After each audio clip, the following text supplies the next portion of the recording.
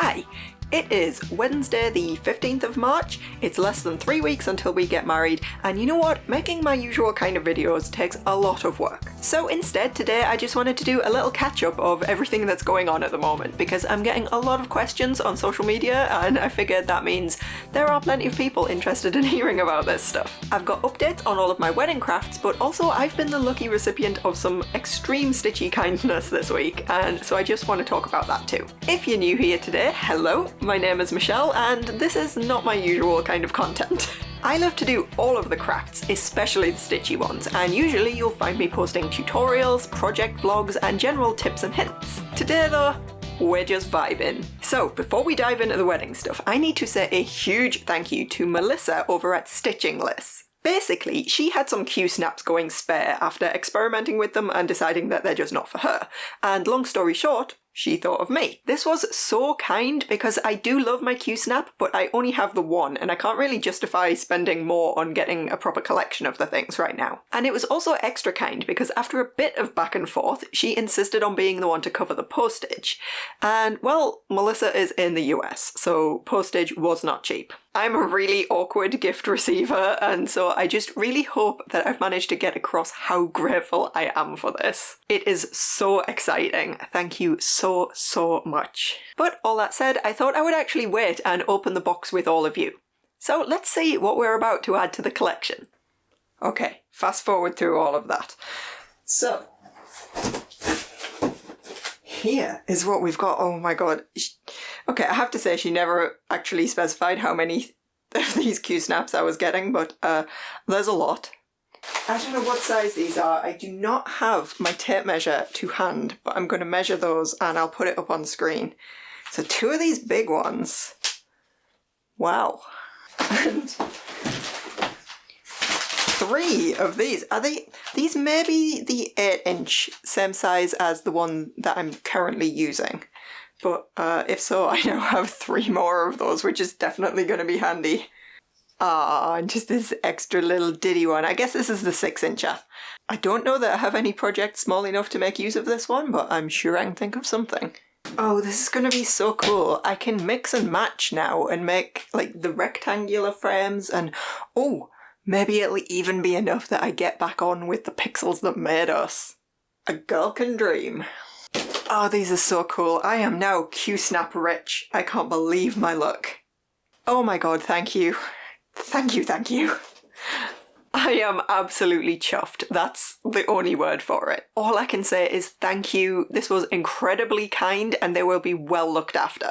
Everybody else, if you are not already following Melissa's FlossTube on Instagram, I think you'll agree that somebody this generous deserves our support, so I will leave those links down in the description. Okay, right. So many of you have been asking about all the wedding crafts and generally how things are going. And some of you have been quite shocked by the short timescale we're on, which, yeah, that goes some way to explaining the patchy content schedule lately. Anyway, here's everything I can show you so far. First of all, the dress. I know this is the main thing everybody wants to see, but honestly I think you're getting ahead of yourselves. People are imagining like an actual wedding-y wedding dress, and that is just so not me. In fact, you might have seen on socials last week that I'm more in the tea-dyeing net curtains realm of bridal fashion.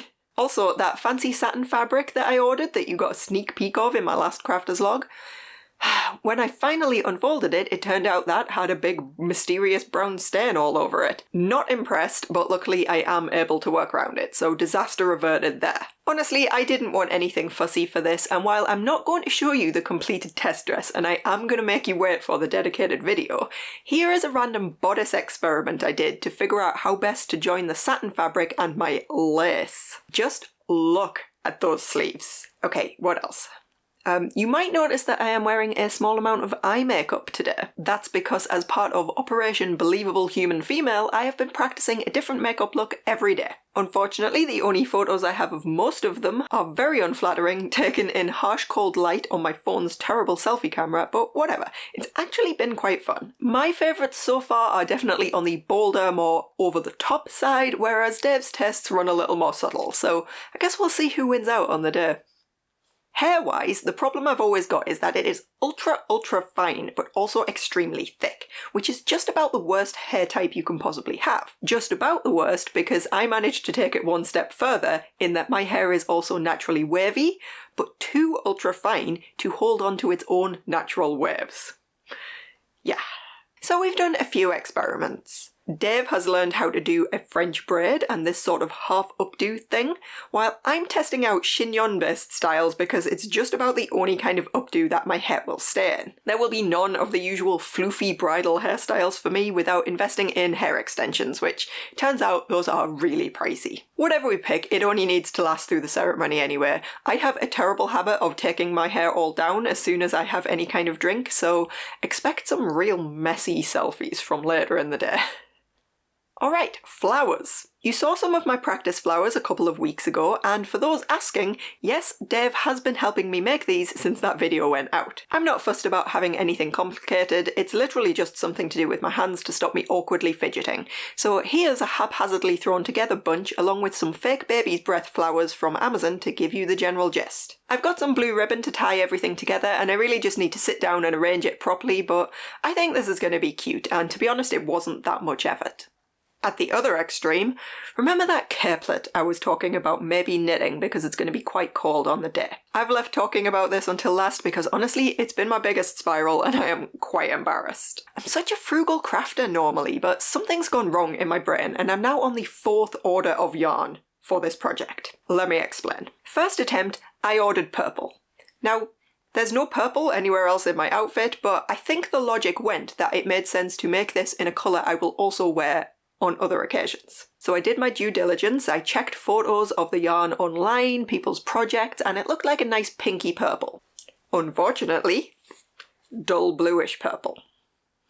So then I thought, okay, picking colours online is kind of sketchy, so let's just go to a local shop, play it safe, and buy white. Except the local shop didn't have any, and neither did the other local shop. And so eventually I kind of talked myself into getting this lovely green instead, just so I would have something. But then I started doubting how that would look and I decided I love this green, so I'm just going to put that to one side, use it for something else later on, and I'm going to order online again and just get white. So I ordered what I thought was the barest off-white. Again, doing all of my usual checks, Ravelry, YouTube, wherever I could think of to find photos. Anyway, yeah, it turned out it's super yellow. So I've reordered the same stuff in white and I'm now waiting on that to be delivered. If this doesn't work out, I'm putting a stop to it because this has got really out of control. I cannot afford to be wasting money on all of this random yarn. Luckily, I can send most of it back and as I say, I will definitely use that nice green. But my god, wedding anxiety makes you do some weird stuff. Alright, that is probably everything. Actually, no, someone asked me about shoes. Hang on. I wasn't going to go out and buy expensive new shoes for this, but I did find these flouncy little things second-hand for £8, so I'm calling that a win. Only a 3-inch heel, so I can actually walk in them and everything, which is a bonus. And also, nearly forgot, but you might have seen the cry for help I put out on Instagram a couple of days ago asking for suggestions on jewellery shops. We have had such a nightmare, honestly. We've been trying to order just some nice earrings and a matching necklace for about 6 weeks now, I think, and places just keep messing us around and wasting our time. So thank you to everyone who sent me suggestions of places to look. I think we've found the perfect thing, so fingers crossed this one actually turns up and I'll show you it when it does. Yeah, so that is where we are at the moment. Busy, but the good kind of busy now that all like the boring venue logistics and things are sorted out. I honestly have no idea what my video schedule is going to be the next few weeks. I have so many fun ideas and also requests from you lot, but I cannot commit to any big projects right now. Thank you, as per usual, for bearing with me. I'll be back soon with some more crafty nonsense, so in the meantime, have a brilliant rest of your day and keep making cool stuff.